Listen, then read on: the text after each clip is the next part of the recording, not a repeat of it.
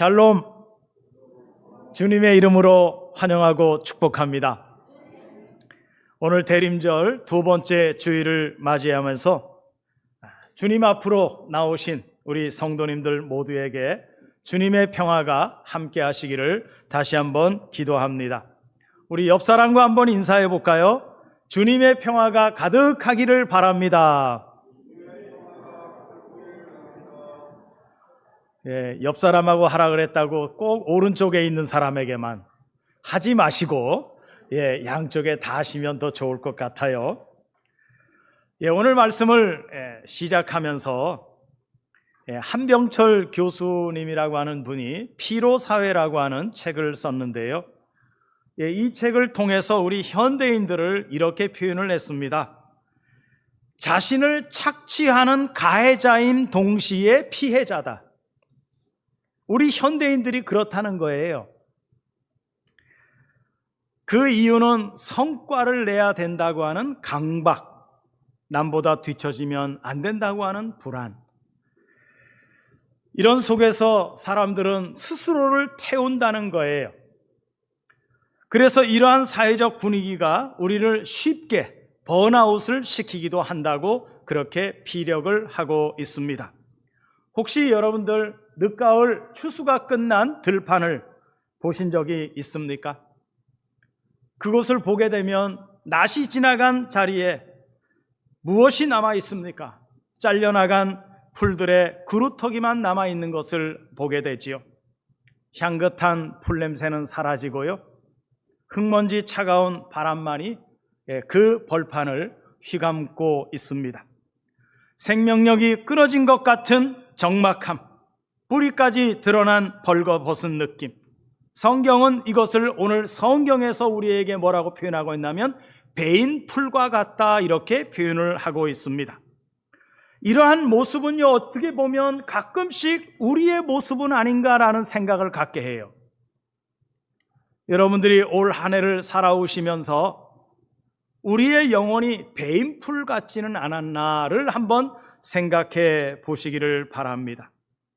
경쟁이라고 하는 낫에 베이고 질병이라고 하는 낫에 꺾이기도 하고 사람들과의 관계 속에서 상처 입음으로 말미암아 덩그러니 남겨진 그루터기 같은 심정을 느끼지는 않았습니까? 오늘 말씀은 바로 그런 황량한 들판에 서 있는 우리들에게 들려주시는 하늘의 노래라고 하는 것입니다. 이 시는 표면적으로 보게 되면 솔로몬 왕을 위한 축시처럼 보이겠지만 깊이 들여다보면 인간의 한계를 넘어서 우리 영혼의 빈들을 적시러 오시는 참된 왕 예수 그리스도를 기다리는 대림절의 기도처럼 오늘 본문이 우리에게 말하고 있다는 것입니다.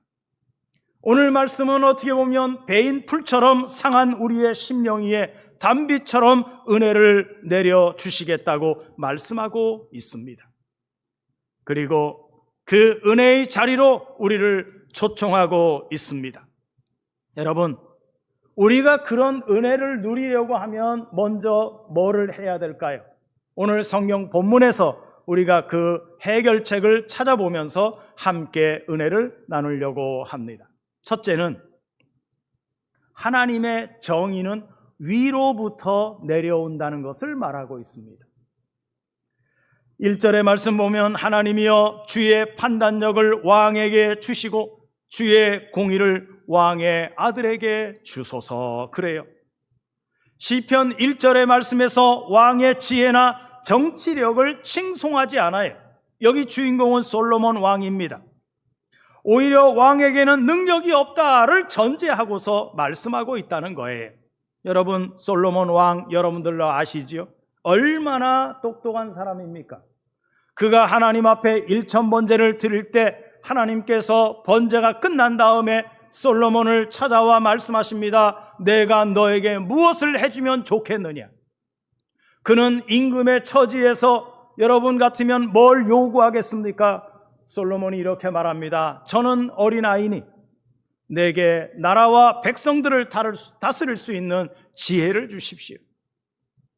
하나님이 그 요구하는 내용이 너무 기뻐서 내가 너에게 지혜도 주겠지만 내게 더 많은 것으로 너 인생에 필요한 모든 것들을 주시겠나라고 말씀하시면서 솔로몬의 시대가 가장 화려한 왕궁의 시대를 우리가 성경을 통해서 발견하게 되는 것입니다. 심지어 솔로몬은 하나님이 주신 지혜로 가지고 시를 썼습니다. 1005편 정도 되는 시를 우리에게 들려주고 있기도 하지요.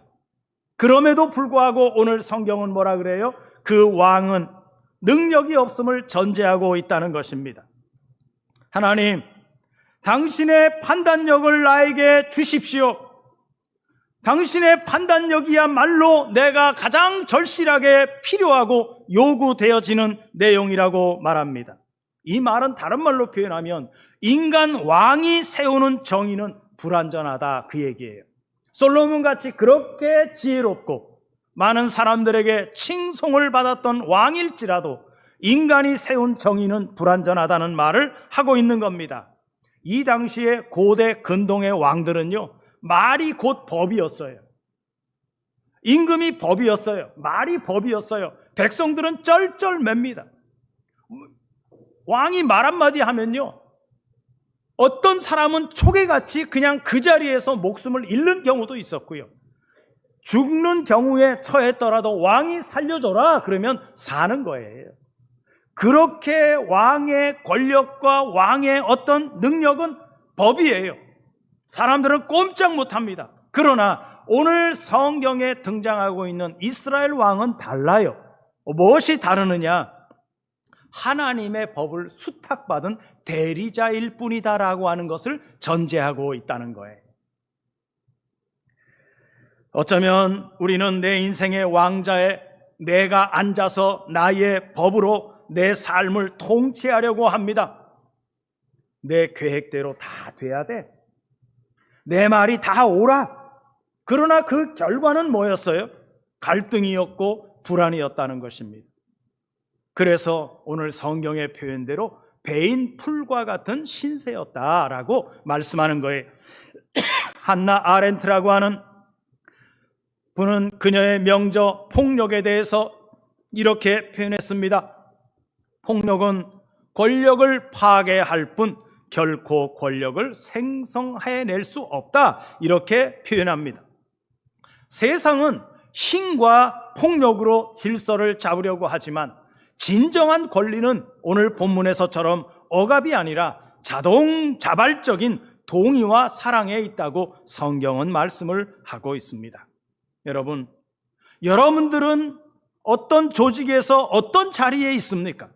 가정에서든 또는 직장에서든 교회에서든 리더의 자리에 계시지 않습니까?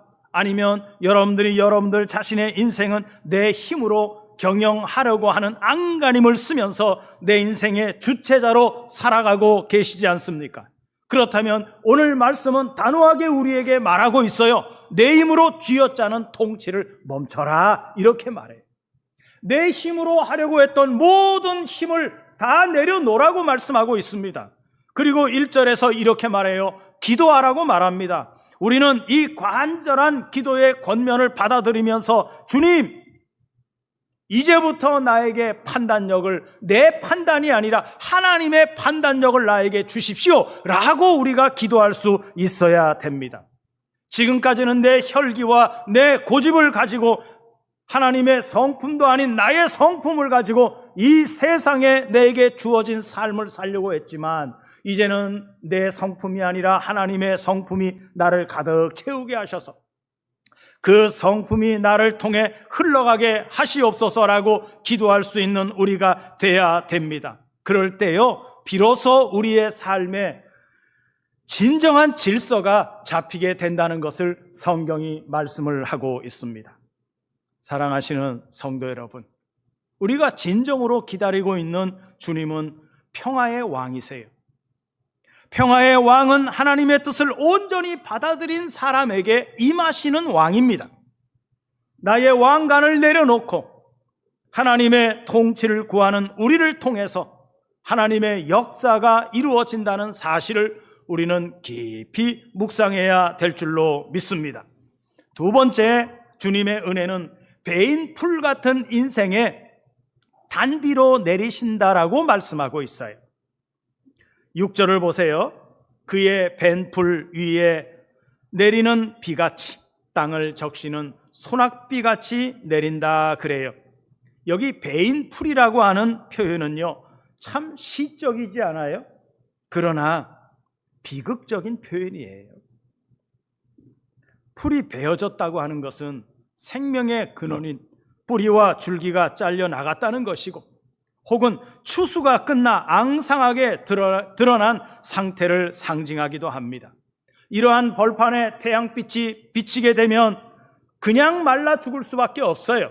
그래서 이것을 다른 말로 표현하면 절대적인 결핍이라고 표현할 수 있고, 무방비 상태를 적나라하게 표현된 말이 베어진 풀이라고 말하고 있는 것입니다.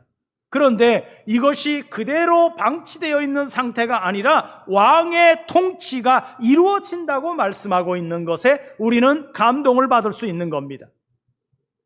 어떻게 임한다고 말해요? 비처럼 임한대요.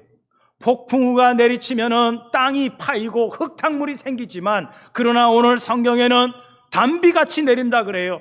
이 비가 내림으로 그 베어진 그 풀 바닥으로, 그리고 뿌리를 향해서 빗물이 흘러 들어감으로 말미암아 죽었던 뿌리를 다시 살려내는 단비로서 하나님께서 임하신다고 말씀하고 있는 것입니다. 월터 브루만이라고 하는 구약학자는 이 구절을 가리켜서 권력의 생태학적 전환이라고 불렀습니다. 세상의 권력은 백성들의 고열을 짜서 왕궁을 짓지만은, 그러나 메시아의 권력은 자신의 생명을 비처럼 쏟아부어서 베인풀 같은 백성들을 다시 회복시키고 생명력이 있는 삶으로 인도하신다고 말씀하기 때문입니다. 우리에게 너무나 익숙한 소설이 있어요. 레미제라블이라고 하는 소설이 있지 않습니까? 빅토르 위고의 그 소설 가운데 주인공이 장발장입니다. 그런데 이 주인공을 끊임없이 쫓아다니는 자베르라고 하는 형사가 등장하고요, 그 다음에 그 성당의 주교였었던 미라발이라고 하는 주교가 나옵니다. 그런데 어느 날 이 장발장이 너무 배가 고파서 성당에 들어가서 은식기를 하나 훔쳐가지고 나와서 옷 속에 감추고서는 길을 가다가 자베르 형사한테 발각이 됩니다. 너 이거 훔쳤지? 아닙니다. 훔쳤잖아. 이걸 누가 너에게 주어? 아닙니다. 확인해 보시죠. 그래가지고서는 형사가요, 이 장발장을요, 그 은식기를 훔쳐왔던 성당으로 끌고 갑니다. 끌고 가서 주교를 만나요. 그랬더니 주교가 뭐라는 줄 아세요? 그거는요, 저 장발장이 훔친 게 아니에요. 내가 준 거예요. 내가 이 사람을 만난다면 내가 다른 걸 주려고, 은촛대를 주려고 내가 기다리고 있었다 그러면서 은촛대를 가져다가 장발장에게 줍니다. 그러니까 쫓아왔던 형사는 황당해가지고요, 이제 떠나는 거예요. 장발장이 거기에서요, 은혜를 입었어요. 나는 도둑인데 어떻게 나를 저렇게 사랑으로 감싸주는가? 하나님의 은혜가 이슬비처럼 내리는 은혜를 받고요, 이 장발장이 개가천선을 해서 나중에 성자가 됩니다. 소설의 내용은 그런 내용이에요. 사랑하는 성도 여러분, 혹시 우리는 지금 베인풀과 같은 마음을 안고 살아가고 있지는 않습니까? 실패감에 젖어 있고 사람에게 배신당해서 걷잡을 수 없는 모멸감과 수모 또는 분노로 가득 차 있지는 않습니까? 그러나 더 중요한 것은 그때가 바로 뭐가 임하는 때라고요? 주님의 은혜가 비같이, 단비같이 내리는 때라는 사실입니다. 주님은 우리를 꾸짖기 위해서 오시는 것이 아니라 우리의 찢긴 마음과 상처를 위로하시기 위해서 조용히 그 상처 가운데 비처럼 내려앉아 주님의 사랑으로 우리의 마음을 적시기 위해서 오시는 분이라고 성경이 말씀하고 있다는 거예요. 오늘 우리 성도들의 마음에, 내 힘으로 감당할 수 없는 그 상실된 마음에 주님의 은혜가 단비같이, 이슬비같이 여러분들의 심령을 촉촉히 적셔 줄 수 있는 이 대림절 기간이 되었으면 좋겠습니다. 우리 속으로 기도해야 돼요. 주님, 내 안에 임하여 주시옵소서. 주님, 상처난 내 마음 위에 담비로 내려 촉촉하게 적셔 주시옵소서. 그러한 주님을 여러분들이 마음을 열어 초청하시기를 바랍니다. 연말연시의 화려함에 마음을 뺏기지 마시고 나의 가장 아픈 상처를 주님 앞에 내려놓고 주님, 내 마음에 임하여 주시옵소서라고 우리가 기도할 수 있었으면 좋겠습니다. 간절한 마음으로 우리 주님을 초청하시기를 바랍니다. 그럴 때요, 주님의 은혜는 살포시 오늘 내 마음속에 내려앉아서 우리의 슬픔과 우리의 마음속에 비어있던 공허함을 채워주시고 평화의 나라로 우리를 인도해 주실 줄로 믿습니다. 마지막입니다. 하나님의 임재는 모든 열방을 하나님의 영광으로 가득하게 채워주신다고 말합니다. 우리가 마지막에 읽었던 18, 19절의 말씀을 보면 홀로 기이한 일들을 행하시는 여호와 하나님 곧 이스라엘의 하나님을 찬송하며 그 영화로운 이름을 영원히 찬송할지어다. 온 땅에 그의 영광이 충만할지어다. 아멘, 아멘. 이렇게 마치고 있습니다. 방금 읽어드린 이 말씀은 장엄한 이 송영이라고 표현합니다. 여기서 중요한 단어는 뭐예요? 홀로라고 하는 표현이에요. 홀로 기이한 일들을 행하신 여호와 하나님, 홀로입니다. 1절부터 17절까지는 왕을 위해서 기도했지만 결국 그 모든 구원과 회복을 이루시는 분은 왕이 아니고 그 배후에 계신 하나님, 홀로 계신 한 분 하나님밖에 없다는 것으로 말하면서 결론적으로 아멘, 아멘으로 결말을 짓고 있어요. 이것은 단순한 동의가 아니에요. 지금 눈앞의 현실은 여전히 부조리합니다. 여전히 풀은 베어져 있고 여전히 가난한 자들은 울고 있는 상황입니다. 그러나 시인은 이렇게 말합니다. 믿음의 눈을 열어서 이제는 현실에서 미래에 있는 하나님의 은혜와 은총을 끌어다가 오늘 이 시간 이 자리에 현재 나에게 이 말씀이 임한다고 하는 사실을 말씀하고 있는 것입니다. 지금 비록 밖은 어둡지만은 반드시 하나님의 영광이 온 땅을 덮을 것입니다. 진실로 그렇게 될 것이라고 저는 믿습니다. 이것이요, 여러분, 하나님을 믿는 성도들의 배짱이 돼야 돼요. 이런 믿음을 가지고 하나님 앞에 소망을 가져야 돼요. 될 거야, 이게 아니에요. 반드시 이루어지고 반드시 된다는 믿음이 있어야 됩니다. 하박국은 이러한 믿음에 대해서 2장 14절에 대저물이 바다를 덮음같이 여호와의 영광을 인정하는 것이 세상에 가득하리라 말했고, 이사야 6장 3절은 거룩하다 거룩하다 거룩하다 만군의 여호와여 그 영광이 온 땅에 충만하도다 이렇게 노래했고요.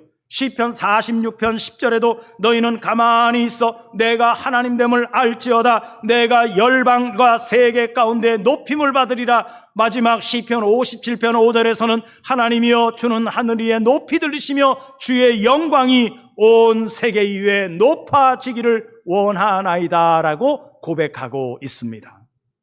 아멘 해주셔야죠. 하나님은 주의 하늘 위에 높이 들리시며 주의 영광이 온 세계에 높아지기를 원하나이다. 이렇게 하나님의 임재는요, 개인의 회복에 끝나지 않아요. 한 사람 한 사람에게 임한 은혜는, 이 단비는 마침내 거대한 강을 이루어서 온 세상에 하나님의 영광이 가득하게 하신다는 말씀입니다. 이것이 바로 우리가 지금 지내고 있는 대림절을 통해 바라보는 하나님의 비전이에요.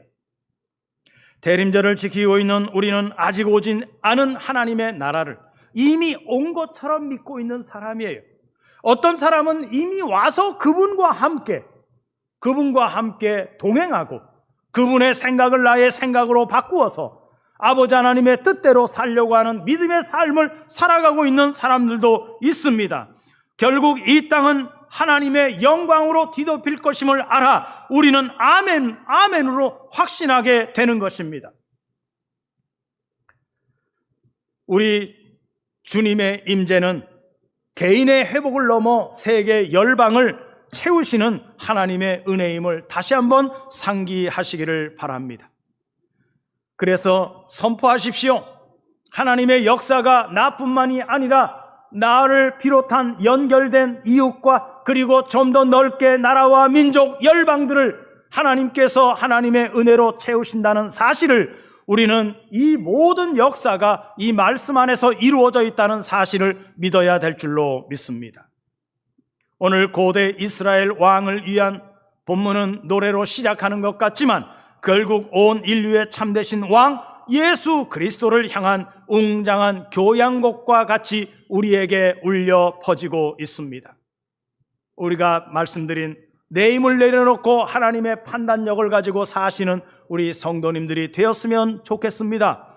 또한 주님은 배인풀 같은 우리의 가장 아픈 자리에 단비처럼 오셔서 우리를 살게 하신다는 사실이고요. 마지막으로 우리의 끝은 절망이 아니라 온 땅에 가득할 하나님의 영광이라는 사실입니다. 여러분, 지난 목요일 날 첫눈이 왔지요. 눈이 적게 오지 않았어요. 많이 왔습니다. 10cm 남짓 왔다 그래요. 저는 그 눈 속에서 6시간 반 동안을 꼼짝을 못했습니다. 그러면서 생각을 했어요.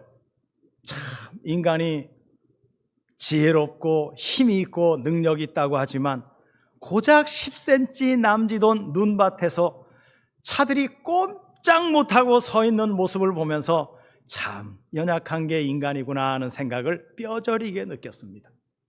그리고 또 하나, 남북이 분단되어 있는 우리의 상황에서 만약에 전쟁이 나면 어떻게 될까?